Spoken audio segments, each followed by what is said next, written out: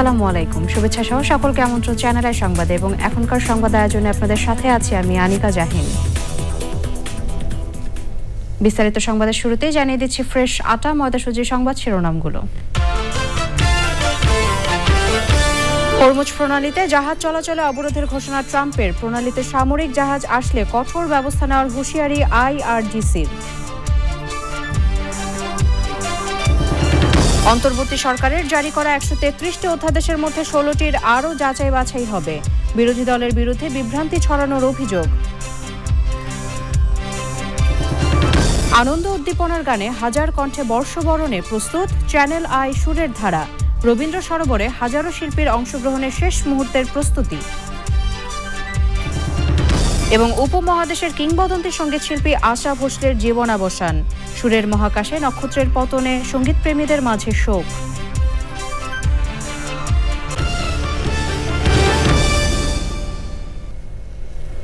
সুধী দর্শক, সংবাদ শিরোনামগুলো জানাছিলাম। এখনকার এই সংবাদ আয়োজন একই সঙ্গে চ্যানেল আইয়ের ইউটিউব চ্যানেল এবং চ্যানেল আইয়ের OTT প্ল্যাটফর্ম আইস্ক্রিনের লাইভ স্ট্রিম হচ্ছে। যাচ্ছি বিস্তারিত সংবাদে। আর শুরুতেই থাকছে ইরান যুদ্ধের 45তম দিন।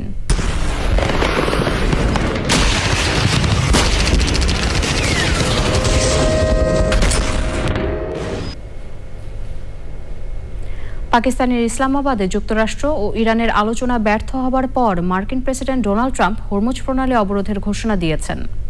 ইরানের ইসলামী বিপ্লবী গার্ড IRGC জানিয়েছে হরমুজ প্রণালী তাদের নিয়ন্ত্রণে রয়েছে। হরমুজ প্রণালীর দিকে এগিয়ে আসা সামরিক জাহাজকে যুদ্ধবিরতি লঙ্ঘন হিসেবে গণ্য করা হবে এবং এর বিরুদ্ধে কঠোর ব্যবস্থা নেওয়া হবে। বিস্তারিত সৈকত দেবনাথের রিপোর্টে। হরমুজ প্রণালীর নিয়ন্ত্রণ সম্পূর্ণ ইরানের হাতে। এই প্রণালীর দিকে কোনো সামরিক জাহাজ এগিয়ে আসলে তা যুদ্ধবিরতি লঙ্ঘন হিসেবে গণ্য করা হবে এবং এর বিরুদ্ধে কঠোর ব্যবস্থা নেওয়া হবে বলে হুঁশিয়ারি দিয়েছেন ইরানের ইসলামিক বিপ্লবী গার্ড IRGC। যুক্তরাষ্ট্রের সঙ্গে ইরানের চুক্তি হওয়া সম্ভব নয় বলে মনে করেন ইরানের প্রেসিডেন্ট মাসুদ পেজেশকিয়ান। রুশ প্রেসিডেন্ট ভ্লাদিমির পুতিনের সঙ্গে ফোন আলাপে তিনি এ মন্তব্য করেন। এদিকে ইরান ও যুক্তরাষ্ট্রের আলোচনা ভেস্তে যাওয়ার পর একের পর এক হুমকি দিচ্ছেন মার্কিন প্রেসিডেন্ট ডোনাল্ড ট্রাম্প। তিনি বলেছেন হরমুজ প্রণালী দিয়ে প্রবেশ বা বের হওয়া যে কোনো জাহাজ অবরোধ করার প্রক্রিয়া অবিলম্বে শুরু করবে মার্কিন বাহিনী। হরমুজ প্রণালীতে পাতা মাইন অপসারণ করতে ন্যাটো সহায়তার আশ্বাস দিয়েছে বলেও উল্লেখ করেছেন ট্রাম্প।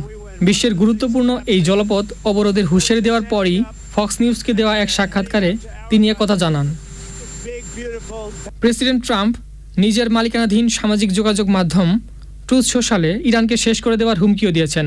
তিনি বলেছেন ওয়াশিংটন যুদ্ধের জন্য পুরোপুরি প্রস্তুত, উপযুক্ত সময়ে ইরানকে শেষ করে দেবে মার্কিন বাহিনী।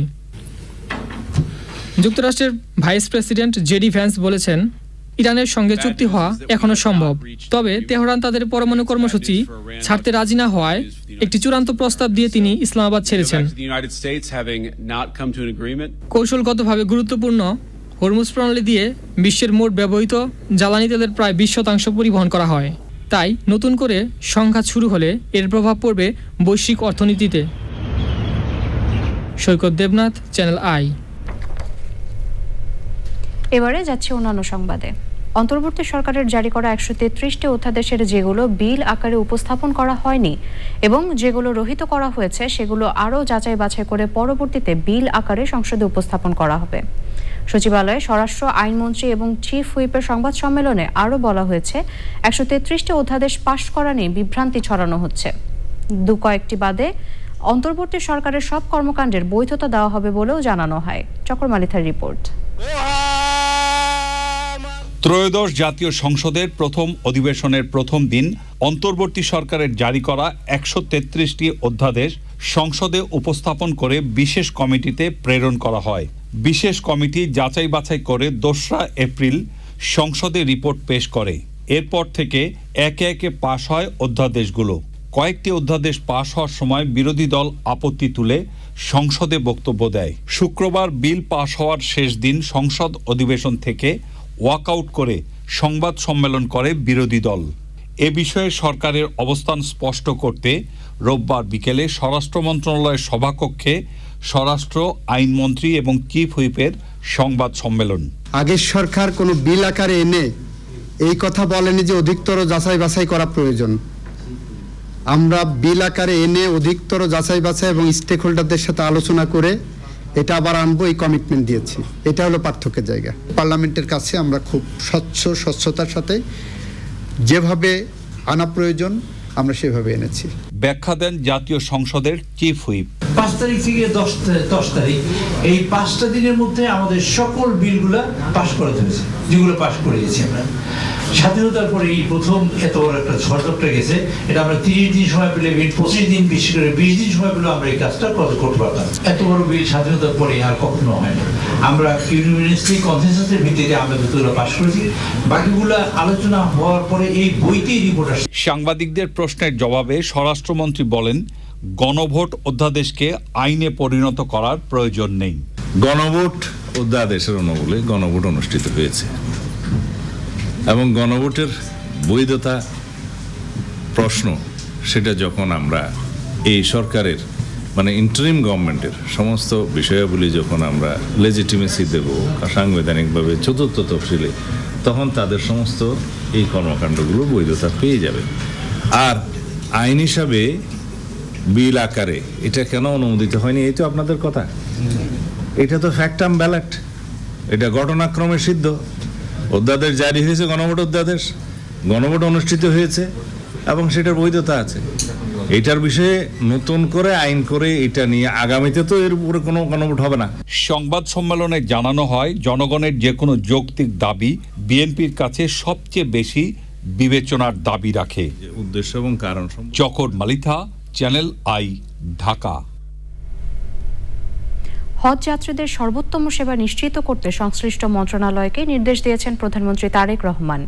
রোববার দুপুরে সচিবালয়ে মন্ত্রিপরিষদ বিভাগের সভাকক্ষে প্রধানমন্ত্রী তারেক রহমানের সভাপতিত্বে হজ ব্যবস্থাপনা সংক্রান্ত জাতীয় কমিটির সভায় এই নির্দেশনা দেওয়া হয়েছে। সভায় ধর্মমন্ত্রী কাজী শাহ মোফাজ্জল হোসাইন কায়কোবাদ, বেসামরিক বিমান পরিবহন ও পর্যটন মন্ত্রী আফরোজা খানম রীতা, প্রতিমন্ত্রী এম রশিদুজ্জামান মিল্লাত, সংসদ সদস্য শামীম কায়সার লিংকন, মন্ত্রিপরিষদ সচিব নাসিমুল গনি, মুখ্য সচিব ABM আব্দুস সাত্তার সহ সংশ্লিষ্ট মন্ত্রণালয়ের সচিবরা ছাড়াও হজ এজেন্সিস অ্যাসোসিয়েশন অফ বাংলাদেশ হাবের সভাপতি সৈয়দ গোলাম সরোয়ার ও মহাসচিব ফরিদ আহমেদ মজুমদার উপস্থিত ছিলেন। আগামী 18 এপ্রিল এবছর হজের ফ্লাইট শুরু হবে। বাংলাদেশ থেকে ৭৮,৫০০ হজযাত্রী পবিত্র হজ পালনে সৌদি আরব যাবেন।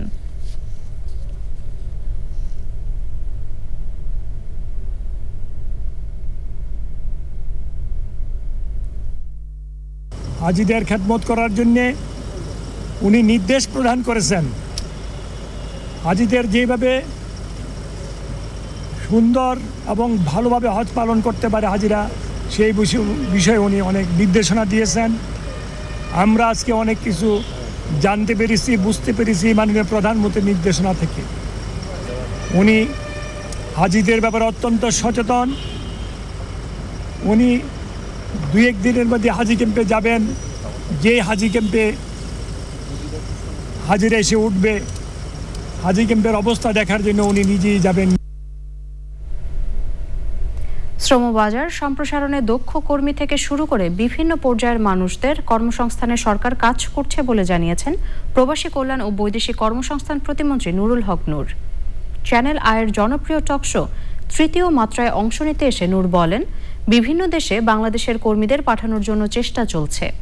অনুষ্ঠানের আরেক অতিথি পাবনা 1 আসনের এমপি ব্যারিস্টার নাজিবুর রহমান মোমেন বলেন, জুলাই আগস্ট পরবর্তী সময়ে জনগণের কথা তুলে ধরার পাশাপাশি সংস্কার ও আইন নিয়েও সোচ্চার তিনি।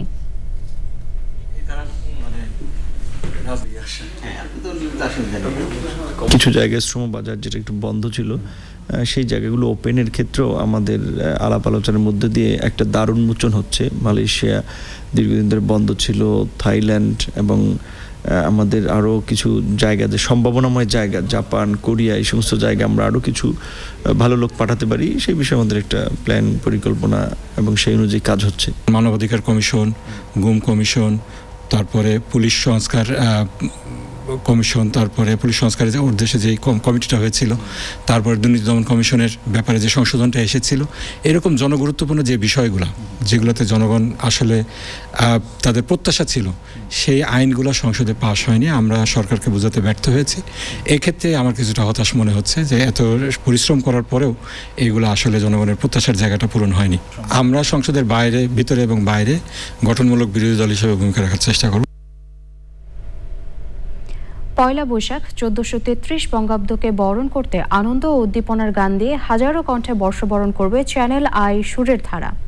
ধানমন্ডি রবীন্দ্র সরোবরে বর্ষবিদায় ও বর্ষবরণ উৎসব আয়োজনের অংশ হিসেবে সারা দেশের হাজারো শিল্পীর অংশগ্রহণে সুরের ধারা মিউজিক স্কুলে চলছে শেষ মুহূর্তের প্রস্তুতি। এবার দেশবরেণ্য শিল্পীদের সঙ্গীত ছাড়াও থাকছে পঞ্চগীতি কবির গান। রোকসানা আমিনের রিপোর্ট।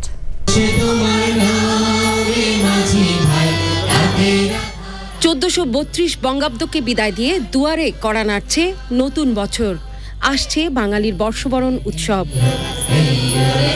বাংলার নতুন বছরের প্রথম দিন পয়লা বৈশাখ বাঙালির চিরন্তন সংস্কৃতি, আনন্দ ও আত্মপরিচয়ের এক উজ্জ্বল প্রতীক। পুরনো বছরকে বিদায় ও নতুন বছরকে স্বাগত জানাতে প্রস্তুত সুরের ধারা।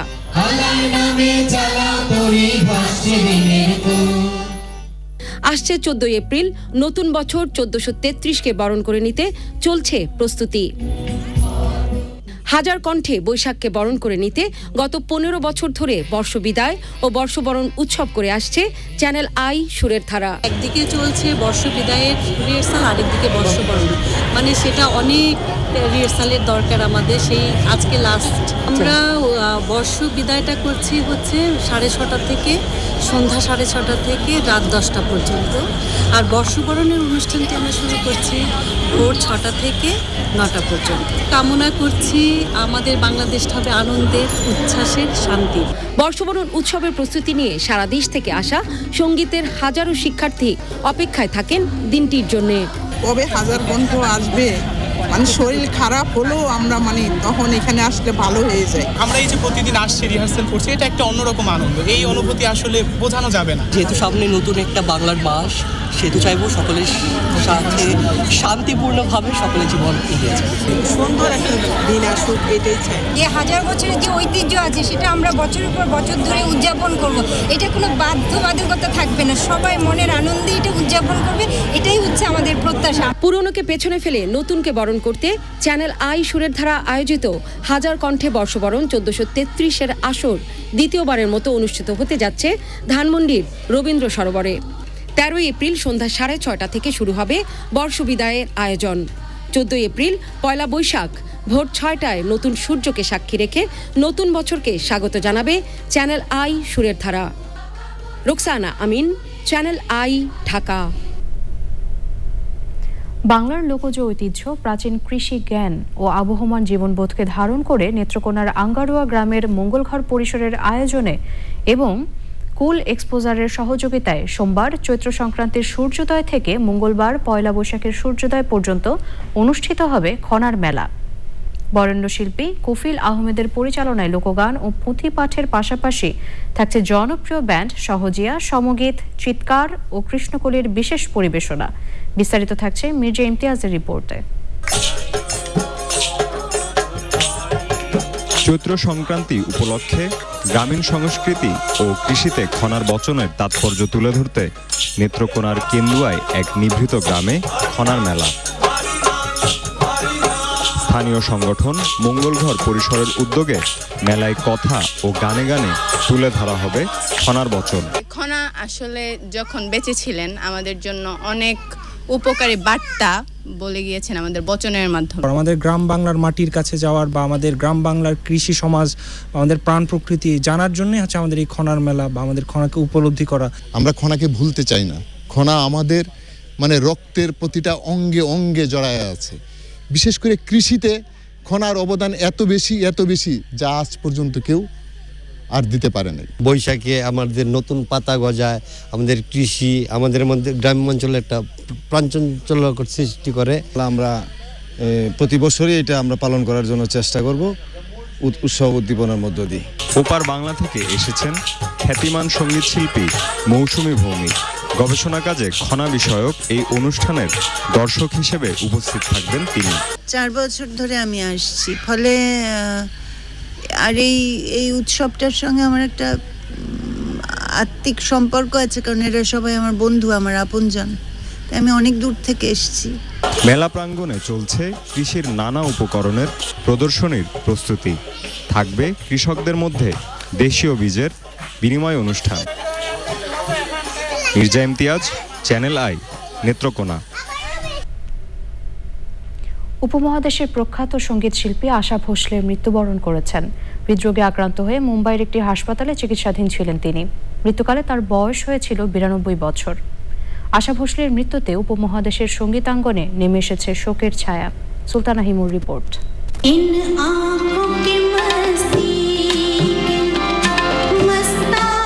সুরের সম্রাজ্ঞী আশা ভোসলে দীর্ঘ 8 দশকের ক্যারিয়ারে যিনি সঙ্গীত প্রেমীদের উপহার দিয়েছেন অসংখ্য কালজয়ী গান।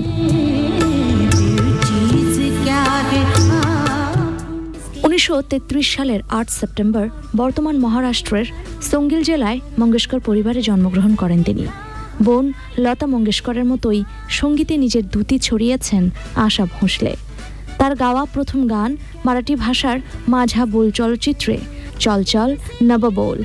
হিন্দি চলচ্চিত্রের গানে তার অভিষেক হয় হংসরাজ বেহলের চুনারিয়াতে সাভানায়া গানে কণ্ঠ দেওয়ার মাধ্যমে। প্রথম একক হিন্দি চলচ্চিত্রের গান ছিল রাত কি রানী চলচ্চিত্রের জন্য।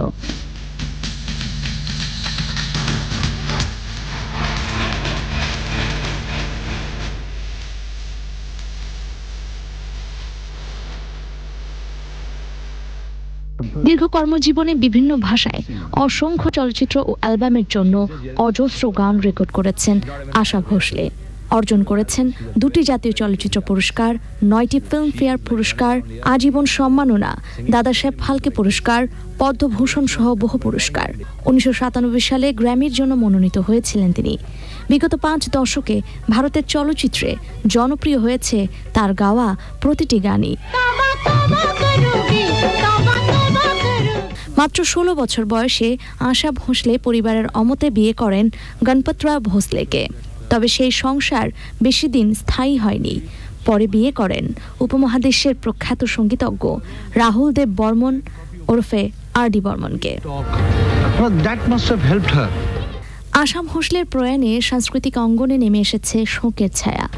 সোশ্যাল মিডিয়ায় তার সৃষ্টিশীলতা নিয়ে কথা বলেছেন বাংলাদেশের সঙ্গীতজ্ঞ, শিল্পী ও বিশিষ্টজনরা। গানের মধ্য দিয়ে আশা ভোসলে থাকবেন ভক্তদের মনের মণিকোঠায়, এমনটাই প্রত্যাশা সঙ্গীত প্রেমীদের। Sultana Himu, channel I.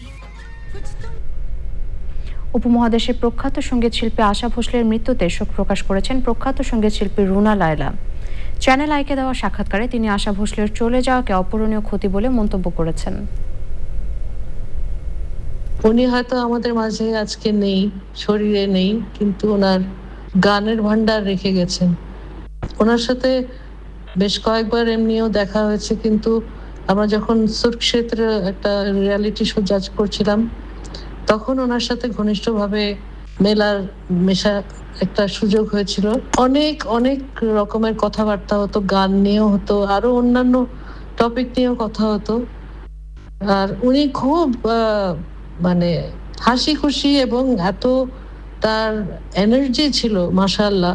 ওনার মতন এত উদার মনের আর এত সিম্পল থাকতেন, আমি অবাক হয়ে যেতাম যে এত বড় একজন আর্টিস্ট, কোনো অহংকার নেই, একদম সিম্পল লাইফ লিড করতেন, সিম্পল ভাবে থাকতেন এবং আমাকে যে কি আদর করতেন, আমার মাঝে মাঝে মনে হতো যে আমার আরেকটা মা উনি। যেভাবে উনি আমাকে একেবারে বুকে তুলে নিতেন, যতবারই দেখা হতো পায়ে হাতে সালাম করতে দিতেন না কখনোই। আমি বলতাম কেন, আমি তো আপনার থেকে অনেক ছোট, তা আমি করা উচিত আমার। বলে যে না না না না, আপনি করবেন না আমাকে। শুধু দর্শক, সংবাদের এই পর্যায়ে নিচ্ছে একটি বিরতি, আর বিরতির পর অন্যান্য সংবাদের সাথে আরো যা থাকছে। ডোপ টেস্টে দোষী প্রমাণ হওয়ায় 2 বছরের জন্য নিষিদ্ধ দেশসেরা ভারোত্তোলক মাবিয়া আক্তার, সিদ্ধান্তের বিরুদ্ধে আপিলের সুযোগ।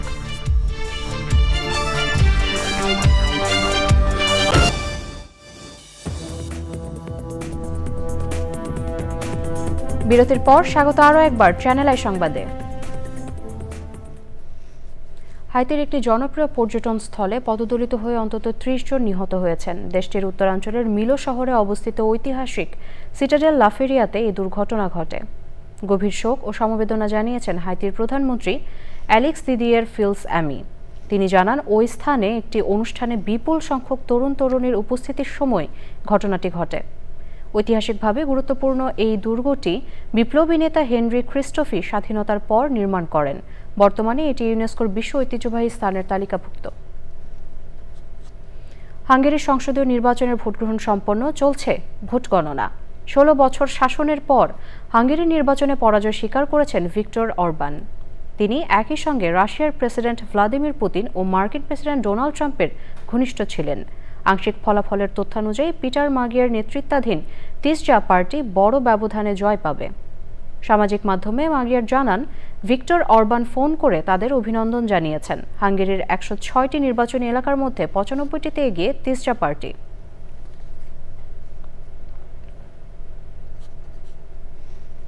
লেবাননের দক্ষিণাঞ্চলের একাধিক শহরে হামলা চালিয়েছে ইসরায়েল। আঘাত এনেছে দেইর কানুন আল নহরের উপকণ্ঠে সাকুরা এবং আল বাজুইরা শহরে। তাৎক্ষণিকভাবে এসব হামলায় হতাহতের কোনো তথ্য পাওয়া যায়নি। তবে লেবাননের স্বাস্থ্য মন্ত্রণালয় জানিয়েছে, দেশটিতে ইসরায়েলি হামলায় এ পর্যন্ত নিহতের সংখ্যা বেড়ে 2055 জনে দাঁড়িয়েছে। এরই মধ্যে প্রধানমন্ত্রী বেনিয়ামিন নেতানিয়াহু দক্ষিণ লেবাননের ইসরায়েলি সামরিক নিয়ন্ত্রিত এলাকা পরিদর্শন করেছেন।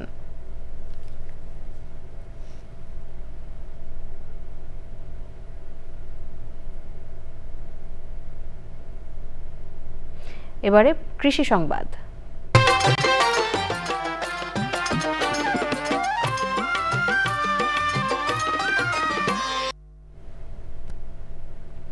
সুপারফুড হিসেবে বিশ্বজুড়ে পরিচিত কিনোয়া চাষ শুরু হয়েছে দেশে। নতুন এই শস্য চাষে আগ্রহ দেখাচ্ছেন ঠাকুরগাঁওয়ের কৃষক। তবে বাজার ও ন্যায্য মূল্য নিশ্চিত না হলে আশঙ্কা রয়েছে উৎপাদন বৃদ্ধিতে।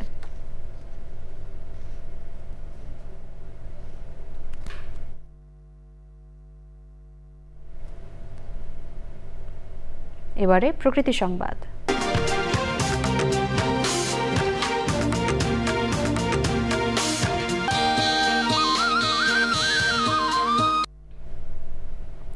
রক্ষণাবেক্ষণ ও পরিচর্যার অভাবে ধ্বংসের দ্বারপ্রান্তে ঠাকুরগাঁওয়ের একমাত্র সরকারি সেগুন বাগান। জেলার ঐতিহাসিক রামদারা খালের পাড়ে গড়ে ওঠা এই বাগানে গাছ চুরির চেয়েও বড় আতঙ্ক দখলদারিত্ব। অবৈধ স্থাপনার পাশাপাশি মাটি কেটে নেওয়ায় হুমকিতে হাজারো সেগুন গাছ। এসব অভিযোগের প্রেক্ষিতে বরাদ্দ সংকটের অজুহাতে নীরব ভূমিকায় বন বিভাগ।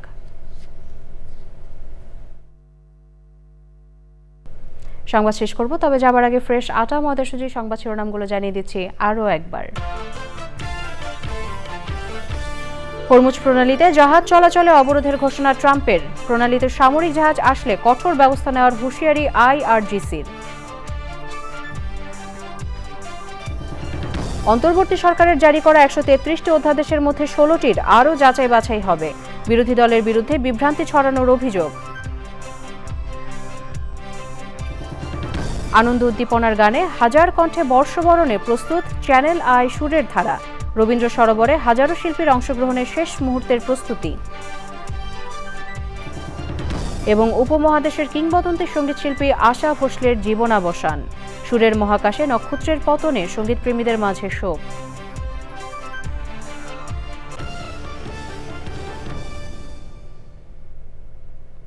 দেশের সবচেয়ে জনপ্রিয় টেলিভিশন চ্যানেল আই এর সর্বশেষ সংবাদ জানতে ভিজিট করুন channelionline.com-এ। আমাদের সোশ্যাল মিডিয়া প্ল্যাটফর্মগুলোর পাশাপাশি যুক্ত থাকুন OTT প্ল্যাটফর্ম আইস্ক্রিনের সাথে। পরবর্তী শীর্ষ খবর দেখার আমন্ত্রণ রইল। এতক্ষণ সাথে থাকার জন্য সবাইকে অসংখ্য ধন্যবাদ।